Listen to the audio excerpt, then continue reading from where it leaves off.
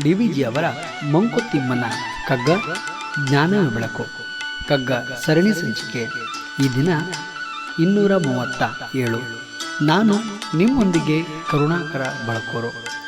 ಕಗ್ಗ ಗಾಯನಕ್ಕೆ ಧ್ವನಿಯಾಗಿದ್ದಾರೆ ವಿದ್ವಾನ್ ಸುರೇಶ್ ರಾವತ್ತವರು.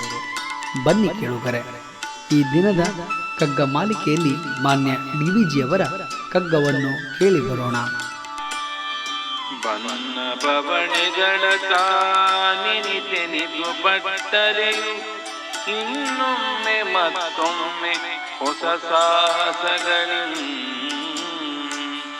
ಸನ್ನಹಿಸುವಂ ಸುಮ್ಮನಿರಲೊಲದೆ ಮಾನವನು ಚಿನ್ಮಯತೆಯಾತ್ಮ ಗುಣ ಮಂಕುತಿಮ್ಮ. ಸನ್ನಹಿಸುವಂ ಸುಮ್ಮನಿರಲೊಲದೆ ಮಾನವನು ಚಿನ್ಮಯತೆಯಾತ್ಮ ಗುಣ ಮಂಕುತಿಮ್ಮ. ಚಿನ್ಮಯತೆಯಾತ್ಮ ಗುಣ ಮಂಕುತಿಮ್ಮ. ಬಂಧುಗಳ, ಸೃಷ್ಟಿಯಲ್ಲಿರುವ ಜೀವಿಗಳಿಗೆ ದೈನಂದಿನ ಜೀವನದಲ್ಲಿ ನೂರಾರು ಕಷ್ಟ ನಷ್ಟಗಳು ಎದುರಾಗುತ್ತವೆ. ಆದರೆ ಸೋಲು, ಸಮಸ್ಯೆ ಮತ್ತು ಅಲೆದಾಟಗಳನ್ನು ಅನುಭವಿಸಿದರೂ ಸುಮ್ಮನಿರದೆ ಮತ್ತೆ ಮತ್ತೆ ಹೋರಾಟಗಳಿಗೆ ಅಣಿಯವಾಗುತ್ತವೆ. ಸೋಲಾಗಲಿ ಗೆಲುವಾಗಲಿ ಒಂದು ಪಾಠದ ಅನುಭವವನ್ನದು ಕಟ್ಟಿಕೊಡುತ್ತದೆ. ಮನುಷ್ಯನು ಸೇರಿದಂತೆ ಪ್ರಾಣಿ ಪಕ್ಷಿಗಳು ಕೂಡ ತಮ್ಮ ದಿನನಿತ್ಯದ ಆಹಾರಕ್ಕಾಗಿ ನಿರಂತರವಾಗಿ ಪ್ರಯತ್ನದಲ್ಲಿ ಇರುವುದನ್ನು ಕಾಣಬಹುದು. ನಮ್ಮ ನಡುವೆ ಇರುವ ಇರುವೆಯಿಂದ ಆರಂಭಿಸಿ ಆನೆಯ ತನಕ ಕೂಡ ಎಲ್ಲ ಜೀವಿಗಳು ಕೂಡ ಕ್ರಿಯೆಯಲ್ಲಿ ತೊಡಗಿಕೊಂಡಿರುತ್ತವೆ.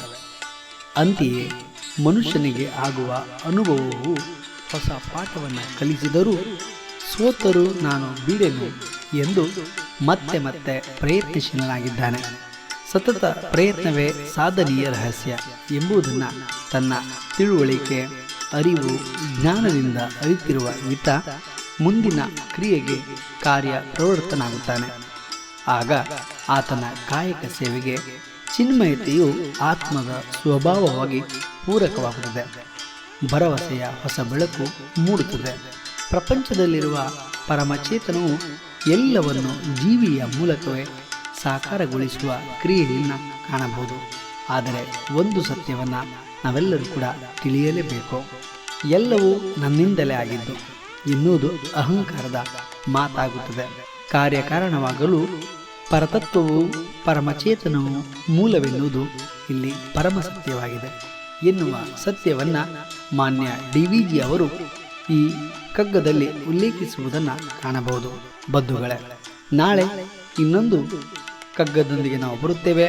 ಅಲ್ಲಿಯವರೆಗೆ ನಮಸ್ಕಾರ.